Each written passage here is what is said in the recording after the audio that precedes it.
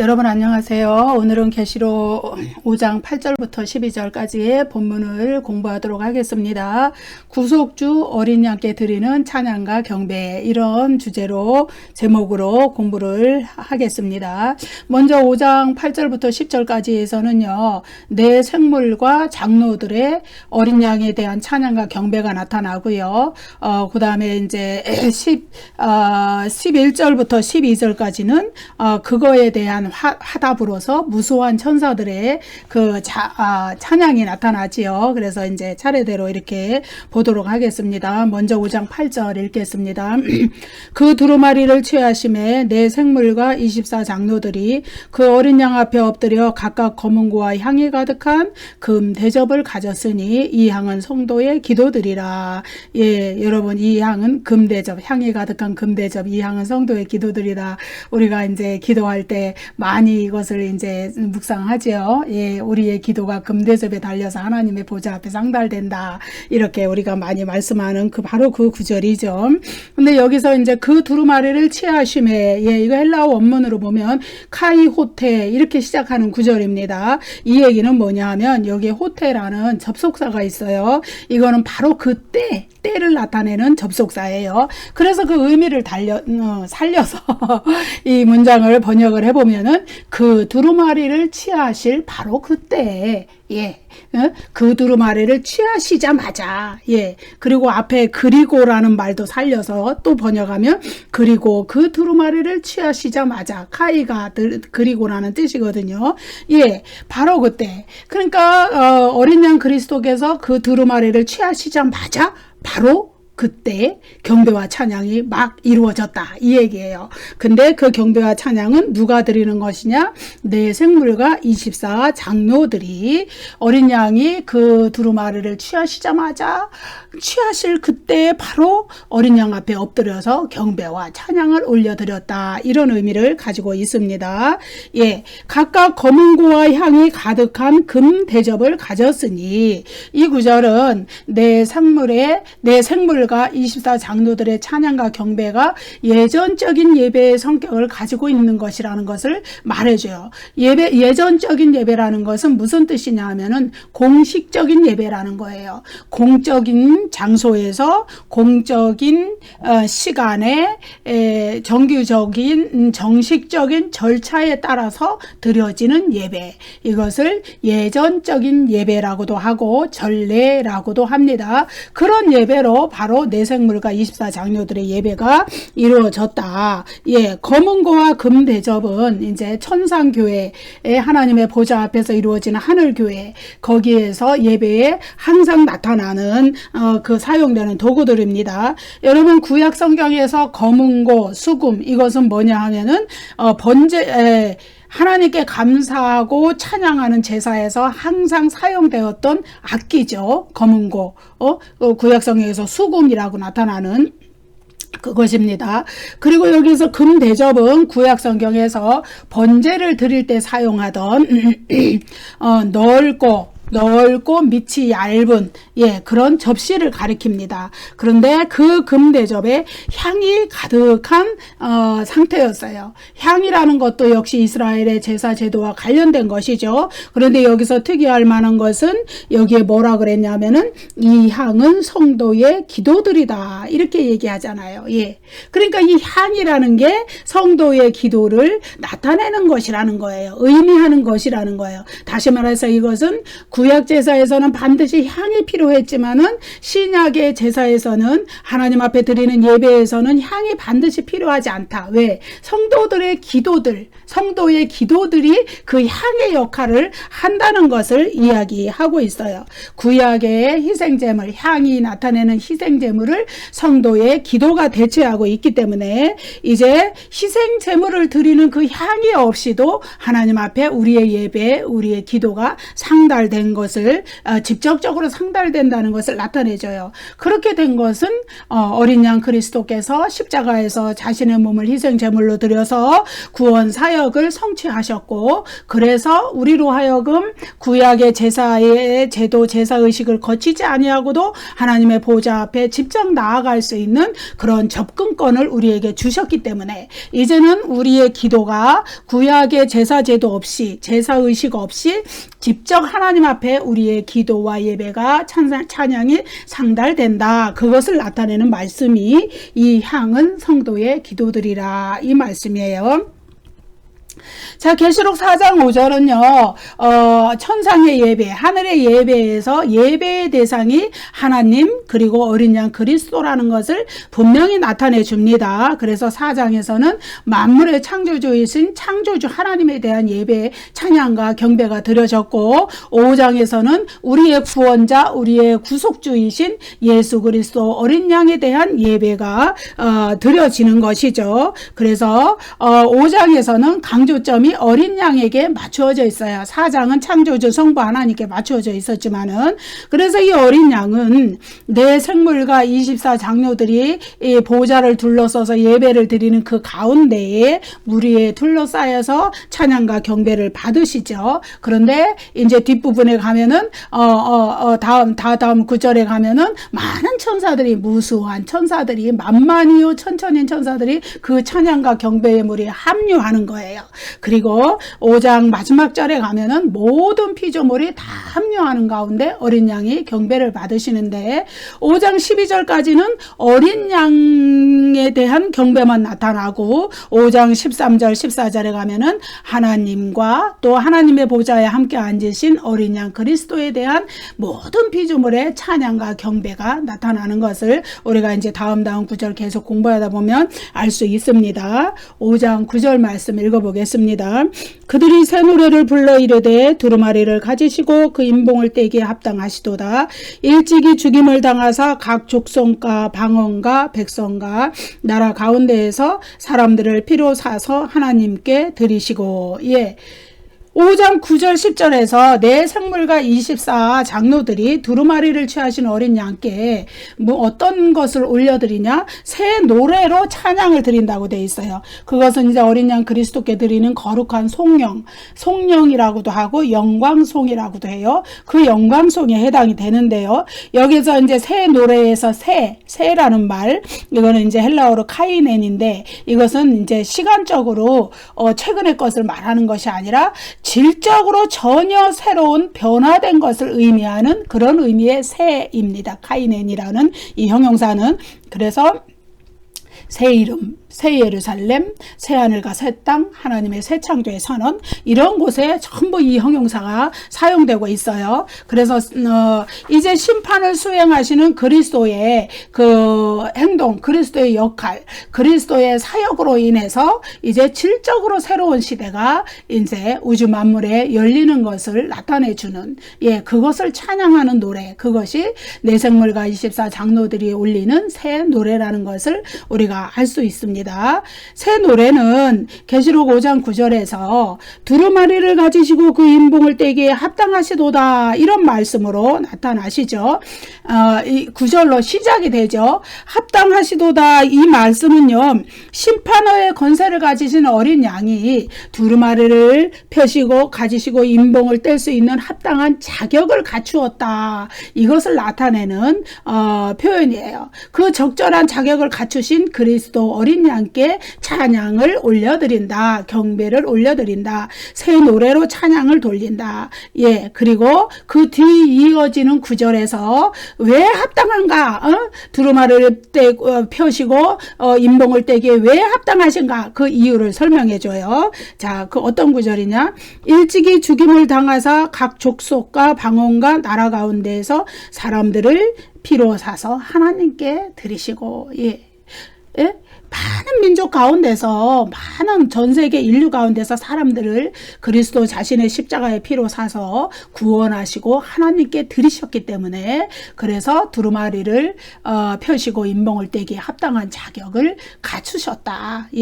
그래서 그 그리스도의 그런 구원의 행동, 인간을 구원하신 십자가의 구원의 사역, 그 구원의 행동은 일찍이 죽음을 당하사, 여기에 이 구절에 아주 명백하게 나타나죠.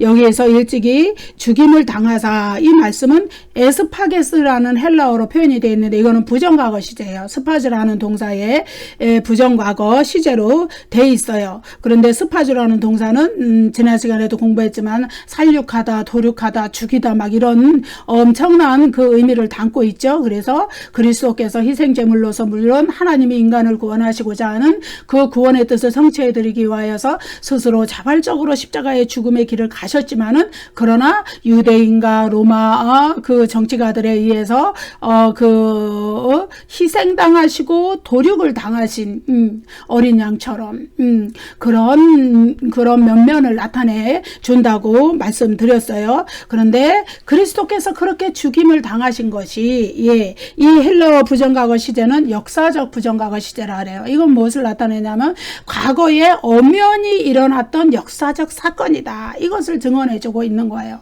십자가의 사건은 어떤 사람의 어떤 환상 속에서 만들어낸 사건이 아니고, 실제적으로 과거에 이스라엘 땅 예루살렘 갈보리 십자가에서 이루어진, 그리스도께서 우리를 위하여서 친히 십자가에 달려 피를 흘려 속죄제물로 하나님께 자신을 속죄제물로 드리신 그 사건이 실제로 일어났다는 것을 이 헬라어 동사가 나타내주고 있어요. 근데 여기서 이제 요한이 이제 계시록 5장에서 사자와 어린 양을 대조를 하죠. 그런데 사자라는 것은 그리스도의 왕권을 나타낸다고 그랬어요. 부활 승천하시고 하나님 보좌 우편에 왕으로 앉으신 우주 만물의 통치권자, 구원과 심판의 권세를 지니신 그 그리스도는 사자로 비유돼요. 왕이시니까요. 그런데 그 사자가 되실 수 있던 밑바닥의 가장 근본적인 사역은 어린 양으로서의 사역이었어요. 자신을 속죄제물로 내어주신 그 희생의 사역이 있었기 때문에 왕으로서의 사자의 통치권을 가지게 되었다. 그래서 유다 지파의 사자, 다윗의 뿌리, 이런 거는 다 메시아적 통치권을 나타내는 표현이지만은 그 가장 근본을 이루는 것은 어린 양, 십자가의 속죄 사역으로 인간을 구원하는 희생 사역을 감당하신 어린 양의 권능으로서 유다 지파의 사자, 다윗의 뿌리, 메시아 왕권, 이런 것을 얻으셨다. 그래서 그 어린 양은 죽임을 당하신 흔적을 지니신 분이시고, 또 두루마기에 그 죽음을 이기시고 부활 승천하시고 왕으로 등극하신 분이기 때문에, 그래서 이기신 분이기 때문에, 여러분, 이기다는 그 용어가 계시록에서 계속 나오죠. 그리스도도 이기는 분이었어요. 그래서 요한계시록의 수신자들에게 이기는 자에게는 내가 이것을 주리라. 이기는 자가 계시록의 마지막 부분에까지도 나오잖아요. 그 이기는 자에게는, 이런 얘기들이 계속 나오는 거예요. 그런 분이시기 때문에 두루마를 가지시고 인봉을 떼기 합당하신 분이시다. 어린 양의 속죄 사역, 죽으심, 희생, 그 모든 것을 감당하시고 그 죽음의 권세를 이기신 분이기 때문에 그렇다는 것이죠. 그리고 둘째로 그리스도의 또 구원의 사역이 나타나는 구절, 각 족속과 방언과 백성과 나라 가운데에서 사람들을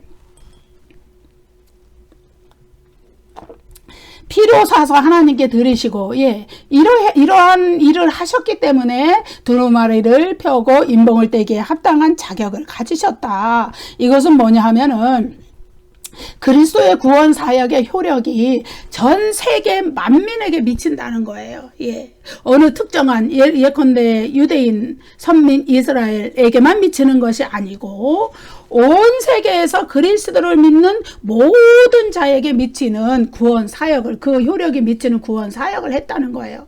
그래서 온 세상에서 예수 그리스도를 믿는 자는 누구든지 구원을 얻는다는 그러한 의미를 가지고 있겠죠. 전 세계 인류를 위한 구원의 행동, 구속적인 행동, 십자가의 구원 사역을 하셨다는 것이고, 그래서 여기서 각 족속과 방언과 백성과 나라 가운데서, 이 표현은 이제 요한계시록에 이제 조금씩 변형은 있지만 계속 여러 번 나타나는 표현인데, 이것은 무엇을 나타내느냐면 온 세계 만민을 표현하는 것이다. 우리가 이렇게 알면 되겠고요. 여기에 사서 들이시고, 헬라어로 이제 에고라사스, 이렇게 부정과거 시제로 표현이 되었는데, 부정과거 시제라는 것은 아까도 말씀드렸지만은 과거에 갈보리 십자가에서 역사적으로 일어났던 사건을 가리키기 위해서 부정과거 시제로 썼다. 그 얘기를 얘기하는 것이고요. 이 사서 들이셨다는 이 행동은 이제 샀다 그러잖아요. 자기 백성을 샀다. 예. 그것은 뭐냐 하면은 이제 이 헬라어는 전쟁 포로를 속박해서 구출하기 위해서 전쟁 포로가 돼 있는 건데, 그거 구출하기 위해서 돈을 주고 그 포로를 사서 해방을 시켰다, 이런 의미예요. 우리는 죄의 노예였고 사탄의 노예였거든요. 그런데 그리스도께서 자신의 피로, 자신의 피값으로 우리를 위한 속전을 지불하셨어요. 죄에게, 사탄에게. 그래서 더 이상 죄가, 사탄이 우리를 매일 수가 없는 거예요. 그래서 사서 들이시고, 누구에게 들이셨냐? 하나님께, 하나님의 자녀로, 하나님의 종으로 들이셨다는 것을 이야기해요. 그래서 여기에서 여기에 보면은 피로 사서 하나님께 드리시고 그랬죠. 피로, 예, 이것을, 이 헬라어 구절을 좀 볼 필요가 있어요. 엔토 하이마티 수, 이렇게 돼 있어요. 예. 근데 여기서는 이제 그냥 피로 사서 드리시고 이랬죠. 그렇지만은 이 헬라어 원문대로 번역하면은 당신의 피로 사서 드리시고, 이렇게 돼요. 여기 수라는 헬라어가 이 개역개정 번역에서 빠져 있어요. 이 당신의, 이 뜻은 뭐냐 하면은 2인칭 인칭 대명사거든요. 그건 뭐냐 하면은 그리스도 당신의 피로 우리를 사서 하나님께 드리시고, 이렇게 하면은 이제 그리스도의 보혈의 의미가 더 강하게 나타나는 것을 우리가 볼 수 있는 것이죠. 여러분, 이제 우리가 성경을 이해하기 위해서는 개역개정도 보셔야 되지만은 영어 성경도 보셔야 되고, 무엇보다 가장 중요한 거는 헬라어 원문 성경을 볼 줄 알아야 되는데, 왜냐하면 모든 성경이 헬라어 원문으로 기록이 된 것을 영어로 번역하고 또 우리말로 번역하고, 번역의 과정을 거치면서 그 헬라어, 그리고 구약 성경은 히브리어고 신약 성경은 헬라어거든요. 그 헬라어 성경의 원문의 의미를 충분히 번역 성경이 살리지 못한 부분들이, 아쉬운 부분들이 있기 때문에 그렇게 봐야 되는데, 이제 사실은 그러면 또 전문적인 공부가 필요하고 그렇기 때문에, 여러분이 이제 제가 헬라어로 말할 때 참 생소하게 들릴지도 모르지만은, 그러나 그런 데 대해서 조금 더 도움을 드리기 위해서 제가 그렇게 한다는 것을 이해해 주셨으면 좋겠습니다. 그래서 당신의 피로, 그리스도 자신의 피로 우리를 사서 하나님께 드리셨다. 그래서 우리는 하나님께, 하나님의 자녀, 하나님의 종이라는, 이제 과거에는 사탄의 종이었고 죄의 종이었지만은 하나님의 종이 되고 하나님의 자녀라는 새로운 신분을 획득했죠. 그렇기 때문에 우리에게 그러한 은혜를 주신 그리스도는 두루마리를 펴고 잇몸을 떼시기에 합당한 자격을 지닌 분이시다. 여기에서 이제 그렇게 말씀하시는 거예요. 5장 10절 말씀 읽어보겠습니다. 그들로 우리 하나님 앞에서 나라와 제사장들을 삼으셨으니 그들이 땅에서 왕노릇하리로다 하더라. 예, 이것은요, 그리스도께서 십자가 구원 사역의 결과로 우리에게 주신 그 혜택을 나타내주는 그런 말씀이에요. 우리에게 이런 혜택을 주셨기 때문에 그리스도는 바로 두루마리를 펴고 잇몸을 떼기에 합당한 자격을 갖추신 분이다, 이 얘기거든요. 이거는 뭐냐 하면은 그들로 우리 하나님 앞에서 나라와 제사장들을 삼으셨으니 그들이 땅에서 왕노릇하리로다. 예. 그리스도의 대속적인 죽음, 여러분, 대속이라는 건 대신 속죄한다 이거예요. 우리의 죄를 갈보리 십자가에서 그리스도께서 대신 속죄해 주셨거든요. 그 대속적인 죽음, 예, 그 죽음의 역사적 결과가 구원받은 자들에게는 나라와 제사장들이 되는 그 축복의, 복의 결과를 가져왔다, 이 얘기예요. 예. 그래서 그리스도께서 십자가를 지시고 부활 승천하시고 하나님 보좌 우편에 왕으로 앉으셔서 우주 만물의 통치권자가 되시고, 그러한 통치, 예, 거기에 참여하는 복을 우리에게 주셨다는 거예요. 그것은 물론 천년 왕국에서도 이루어지고 새하늘과 새 땅에서는 영원히 누릴 복이지만, 그러나 이미 이 땅에서 사는 우리도 그러한 그리스도의 우주 만물에 대한 대한 통치권에 참여하고 함께 누리는 자들이 됐다. 왜냐하면은 그리스도께서 우리를 피로 사서 하나님께 드리시고 우리가 나라와 제사장들이 되는 복을 우리에게 주셨기 때문에. 그래서 이 복의 하나가 이 복 중에 하나가 뭐예요? 우리가 하나님 앞에 직접 나아가는 그러한 접근권, 권세를 주셨다는 거죠. 구약에서는 대제사장이 백성을 대표해서, 백성을 대신해서 지성소의 1년 1차 대속제일에 들어가서 하나님의 보좌 앞에, 속죄소 앞에서 희생제물의 피를 뿌려서 그 희생제사를, 속죄제사를 드렸어요. 이 일반 백성들은 감히 하나님 앞에 나아갈 수 있는 길이 없었어요. 그러나 그리스도께서 십자가에서 자신의 구원사역을, 우리 인류를 위한 구원사역을 완성하신 후에 우리에게는 그러한 희생제물도 필요 없고 1년 1차로 제한되는 그것도 필요 없고 언제든지 무시로 하나님의 보좌 앞에 나아가서 예배하고 기도하고 찬양할 수 있는 특권이 주어졌다. 그래서 우리를 제사장, 만민 제사장이라 그러는 거예요. 우리 다 제사장이라는 거예요. 예. 구약에서는 특정한 제사장이 임명받아서 아론 계통의, 레위 계통의 제사장들이 있었지만은 신약의 성도들은 누구나 제사장이 되어서 하나님 보좌 앞에 나아갈 수가 있다. 그 얘기를 우리에게 하고 있습니다. 자, 이제 계시록 5장 11절 12절에서는 이제 그 5장 그 8절에서 5장 8절부터 시작이 됐었죠. 8절부터 10절까지에서는 내생물과 24장로들의 어린 양에 대한 이제 그 구원 사역에 대해서 찬양과 경배를 막 하는 장면이 나왔다면은 5장 11절 12절에서는 뭐가 나오냐 하면은 그 찬양과 경배의 그 거기에 대해서 많은 무수한 천사들이 화답을 하는 장면이 나와요. 5장 11절 먼저 읽어보겠습니다. 내가 또 보고 들음에 보좌와 생물들과 장로들을 둘러선 많은 천사의 음성이 있으니 그 수가 만만이요 천천이라. 예, 내가 또 보고 들음에. 예, 이 구절을 제가 설명해 드렸죠. 5장 처음 시작할 때. 이건 뭐냐 하면은 새로운 장면이 추가될 때, 내가 또 봄에 아니면 내가 들음에, 여긴 두 가지가 다 나와 있죠. 내가 또 보고 들음에, 예, 새로운 장면이 추가됐어요. 어떤 새로운 장면? 사도 요한의 여태까지는 보이지 않던 무수한 천사들의 무리가 와우 이렇게 막 보이는 거예요. 예, 사도 요한이 놀랬겠죠. 새로운 장면. 예, 보좌와 생물들과 장로들을 둘러선 많은 천사의 음성이 있다. 예, 예? 보고 들은 것이죠. 많은 천사의 음성. 예. 근데 여기에 그 수가, 그들의 수가 만만이요 천천이었다. 예. 예. 이것은 뭐냐 하면은, 만의 만배, 천의 천배, 이런 뜻이에요. 왜 그러냐 하면은, 만만, 이거는 이제 헬라어로 미리아데스, 미리아돈, 이렇게 읽어요. 앞에 미리아데스, 이건 주격이에요. 근데 뒤에 미리아도는 소유격이에요. 이것은 만의 만배. 그러니까 무수한 것을 이렇게 표현한 거예요. 수를 헤아릴 수 없다는 거. 또 뒤에 또 킬레아데스 길레아돈, 이것도 마찬가지예요. 천의 천배예요. 예. 주격, 소유격 이렇게 돼 있죠. 그래서 천의 천배, 예? 천의 천배, 이것도 아주 무수한 무리를 나타내는 그런 표현이죠. 만 곱하기 만, 천 곱하기 천, 이런 의미예요. 만의 만배, 천의 천배. 예. 그래서 그것은 말로 형용할 수 없을 정도로 무수히 많은 천사들이 어린 양을 찬양하고 하는 모습이 아주 장엄하고 광대한 이런 그 장면을 표현해 주는 그런 것이죠. 그래서 이제 어린 양은 지금 천상의 예배를 드리는 이 많은 무리들 사이에 둘러싸여 있어서 그 찬양과 경배를 받으시는 그런 모습을 나타내 주고 있어요.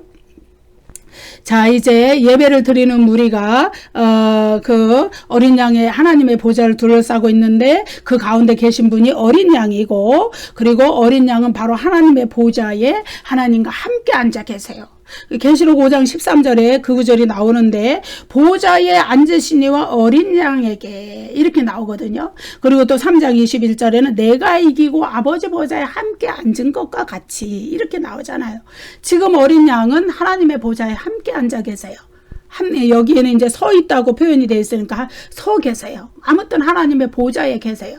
예, 그러니까 하나님의 보호자에 계신 어린 양에게 내생물과 24장로들 그리고 무수한 천사들이 찬양과 경배를 드리는 것이죠. 그런데 여기에서 사도 요한은 그 무수한 천사들의 모습만 환상 속에서 본 것이 아니라 그들의 음성을 들었어요. 아주 큰 음성을 들었어요. 그래서 그 천사들이 무수한 천사들이 만에 만배 천에 천배가 되는 무수한 천사들이 그 영광송 송영을 그리스도께 어린 양께 돌려드리는 그 소리를 이제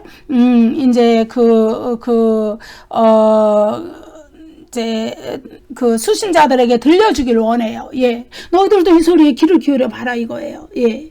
왜? 그들은 집단 찬가를 불러야 되는 처지에 있는 사람들이었어요. 로마 황제, 제국주의의 그 모습으로서 로마 황제들이 그 군중들을 다스리기 위하여서 집단 찬가를 만들어서 그 많은 회중들을 모아놓고 부르게 했던 거예요. 우리 주 황제시여, 우리 주 황제야, 그 부인에게 영광을 찬양을 막 당시에 그 황제가 도미티아누스 황제라 그랬잖아요. 그 황제에게 막 그 영광을 돌리고 찬양을 돌리고 그 황제를 가리켜 우리 주님이여, 우리 하나님이시여 막 이렇게 그 데우스 이것은 하나님이고 키리오스 이건 주님이에요. 근데 이 키리오스는 그리스도께 적용되었던 그 호칭이에요. 부활하신 그리스도께. 그런데 그것을 로마 황제가 그 칭호를 자기가 받으면서 찬양과 영광을 막 받았는데 로마의 군중들이 그렇게 했다는 거예요. 그런데 이 사도 요한은 하늘에 이 무수한 천사들이 어린 양께 드리는 이 찬양의 소리를 말로 들려줌으로써 너희들이 진정으로 찬양해야 될, 너희들이 진정으로 영광송을 들려야 될 대상은 로마 황제가 아니고 로마의 어떤 권력자도 아니고 바로 하늘 보좌에 계신 하나님과 어린 양이시라는 거.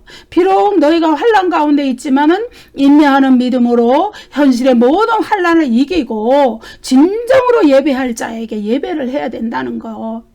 그 환난에 굴복해서 용이나 짐승이나 이런 악한 사탄의 세력에게 굴복하지 말고 진정으로 예배할 자인 하나님과 어린 양께 찬양과 경배를 드려야 된다는 것을 이 환상을 통해서 사도 요한은 말해주려고 그래요. 그래서 누구를 예배해야 하느냐, 이거는 요한계시록의 전체적으로 나타나는 아주 그 중요한 핵심 주제라고 할 수가 있는 것이죠. 5장 12절 읽어보겠습니다. 큰 음성으로 이르되 죽임을 당하신 어린 양은 능력과 부와 지혜와 힘과 존귀와 영광과 찬송을 받으시기에 합당하도다. 이렇게 하는 거예요. 큰 음성으로 이르되, 이것은 이제 무수한 천사들이 이렇게 찬양하는 그 음성을 표현해 주는 것이죠. 이들의 찬양은 먼저 내 생물과 24장로들이 찬양과 경배를 드리는 것에 대한 화답으로 나타났어요. 그런데 여기에 그들이 이렇게 찬양을 돌리는 이유가 나타나죠. 그 찬양을 돌리기에 합당한 이유가 나타나요. 그것은 바로 죽임을 당하신 어린 양이라는 그 말의 어구에 나타나는 것이죠. 그래서 인간을 구원하기 위하여서 스스로 희생당하시고 죽임을 당하신 어린 양이기 때문에 당연히 이 찬송을 받으시는 것이, 이 영광과 경배를 받으시는 것이 합당합니다. 이런 의미로 천사들이 막 찬양을 올려드리는 거예요. 인간을 구원하기 위한 하나님의 뜻, 그것을 성취해 들으신 어린 양 그리스도는 당연히 찬양과 경배를 받으시기에 합당하신 분이다. 그만큼 그것은 큰 것이기 때문에 그래요. 하나님의 그 뜻을 이루어 드린 그리스도의 큰 사역을 성취하신 그것이 너무나 크고 영광된 것이기 때문에 그렇다는 것이죠. 근데 여기에 이제 항목들이 나와요. 합당하는 7가지 그리스도께 그 찬양과 경배를 드리는 7가지의 이유가 속성이 나와요. 이거는 그리스도께 돌려드리는 영광의 속성들이에요. 그게 뭐냐면은 능력과 부와 지혜와 힘과 존귀와 영광과 찬송 7가지나 나와요.